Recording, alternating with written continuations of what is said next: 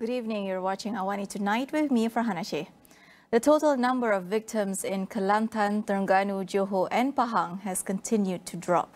A total of 20,036 people were placed in 82 temporary relief centres as of this evening, compared to 22,032 people in 92 relief centres earlier this afternoon. Kelantan remains the most severely affected state, but the number of flood victims has decreased slightly to 17,950 individuals in 46 relief centres, compared to 19,167 people in 53 relief centres this afternoon. The number of flood victims in Terengganu, Johor and Pahang has improved slightly, while in Sabah, floods were reported to have fully receded.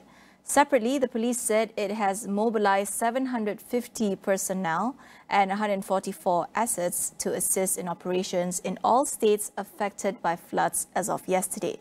Deputy Inspector General of Police, Datuk Seri Ayub Khan Maidin PJ, said the assets consist of 47 boats, 32 trucks, 59 four-wheeled vehicles and 6 ambulances and vans. Met Malaysia forecasts rain and thunderstorms in most states from today until Sunday.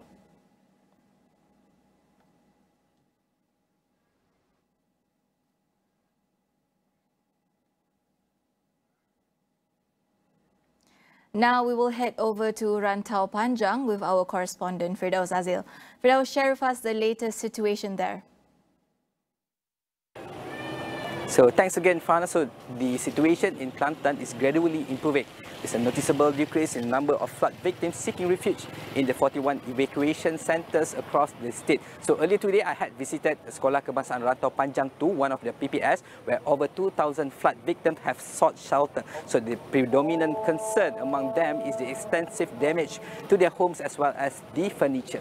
So other than that, I also took the time to survey the Golok River situated behind the evacuation centre. So the water level is now still at an alarming 9 meters, significantly higher than its usual 6 meters. So therefore, despite the improving trend, residents remain anxious about the potential of another flood wave in early January. So we expected that it could be around 4th of the 5th of January. So the uncertainty has created a sense of urgency and worry among the affected community. So in my conversations with the residents, it's clear that while there is relief with the decreasing trend in the evacuation centres, the extensive damage to homes is still a major concern. So the Golok River's current height is 3 meters above its usual level. And beyond the immediate challenges, many residents are worried about the upcoming flood wave in January. So the uncertainty about the future is still taking a toll on the affected communities. We also notice a similar situation in Kampung Kursal, where the majority of homes are submerged up to the roof, according to our colleague Muhammad Muhammad. So despite these challenges, there's a glimmer of hope. Prime Minister Datuk Seri Anwar Ibrahim's assurance yesterday to kickstart the second phase of the integrated river embankment project along the Golok River brings relief to the residents. It seems help is on the way for Kampung Kursal, with promises of a significant construction project to mitigate the ongoing flood crisis. I also will continue to monitor the situation closely and provide updates as they come in. So back to you, Farhana, in the studio. Thank you, Firdaus. Now, other than Kelantan, there is also updates from Pahang as well. We'll head over to Kuantan with our editor, Hilal Azmi. Hilal, what can you share with us tonight? Okay, thanks Farhana. Live from Kuantan, Pahang. Firstly, the trend in flood evacuation victims is on the decline, indicating positive development in managing the crisis. However, the situation remains cautious as the Meteorological Department predicts thunderstorms in 4 districts later tonight. The districts are Bentong, Rompin, Pekan and Raub. But this is not a unique occurrence. Every time the northeast monsoon arrives, floods tend to become a recurring issue in Pahang. If we analyze data from the Meteorological Department in the state, we see a consistent trend of floods year in, year out. This has caused the people in Pahang to remain vigilant. If we refer to the data from the Department of Irrigation and Drainage, DID, water levels are currently at alert level at 3 points at Sungai Pahang, the longest river here in Peninsular Malaysia. So, in the event of continuous heavy rainfall, there's still concern among the residents. However, having access to this data helps them to stay prepared.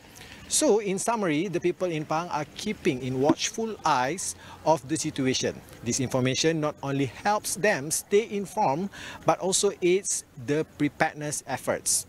In conclusion, the flood situation is showing signs of improvement, but challenges remain.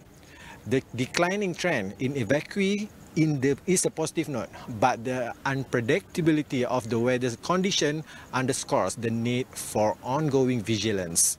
That's all for the flood update in Pahang for now. Back to you in Pusat Penyiaran Asia Bukit Jalil. Now to updates on COVID-19. No new COVID-19 variants have been detected in the country and the situation remains under control, with most reported cases involving mild symptoms and not requiring hospital treatment. Health Minister Datuk Seri Dr. Zulkifli Ahmad says the variant that is still circulating in Malaysia is Omicron, with its subvariants that are known not to cause more severe cases. According to Dr. Zulkifli, the COVID-19 virus will continue to be with us, just like other respiratory viruses such as influenza.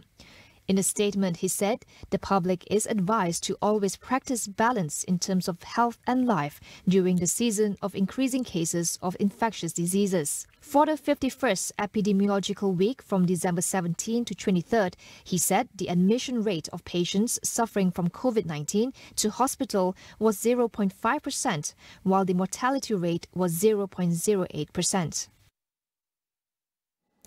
DAP is not trying to interfere with Malaysia's Islamic affairs, says Party Secretary General Anthony Loh.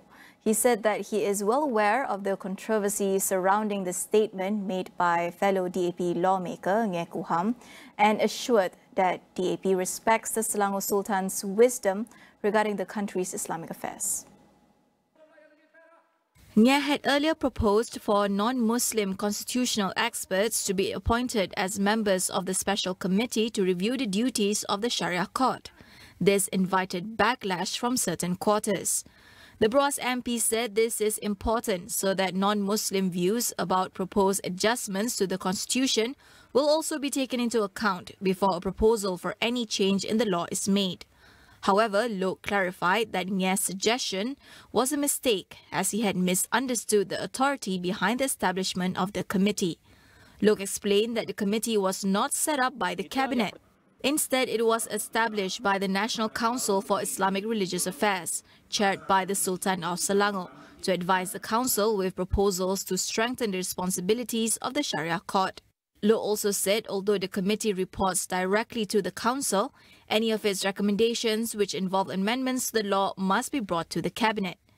He said non-Muslims need not be concerned about the composition of the committee, as any legal amendment involving the rights of non-Muslims must be scrutinized and decided by the cabinet following the standard parliamentary process. We will go for a quick break. Don't go anywhere.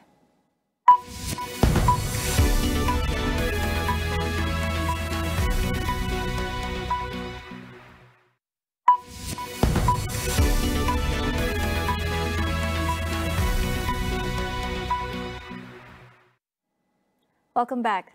The police are set to conduct more raids on undocumented migrants nationwide. Deputy Inspector General of Police Datuk Seri Ayub Khan Maidin PJ said the move came after the police has identified more than 10 undocumented migrant settlements across the country. Dan juga insyaAllah yang akan datang kita akan buat kepada penempatan warga asing yang pendatang asing tanpa izin. Operasi ini adalah satu operasi betul-betul kita akan buat secara konsisten insyaAllah. Kita dah kena pasti target-targetnya. Ada. Yalah, warga asing bukan saja di Lembah Kelang, banyak kan. Di Johor ada, di Kedah ada, di Kelantan ada. Sabah. Banyak.